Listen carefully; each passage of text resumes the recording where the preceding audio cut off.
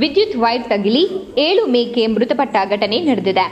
ನಾಯಕನಹಟ್ಟಿ ಸಮೀಪದ ಗೌಡಗೆರೆ ಗ್ರಾಮದ ಉಜಿನಿ ತಿಪ್ಪೇಸ್ವಾಮಿ ಎಂಬುವರ ಮನೆಯ ಮುಂಭಾಗದ ಮೇಕೆಹಟ್ಟಿಯಲ್ಲಿ ವಿದ್ಯುತ್ ವೈರ್ ತಗುಲಿ 7 ಮೇಕೆಗಳು ಮೃತಪಟ್ಟಿವೆ.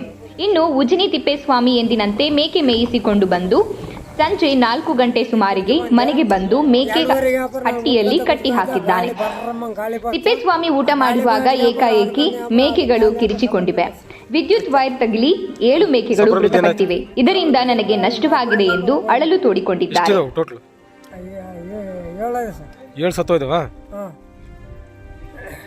ವೈರ್ ಟಚ್ ಆಗುತ್ತಾ?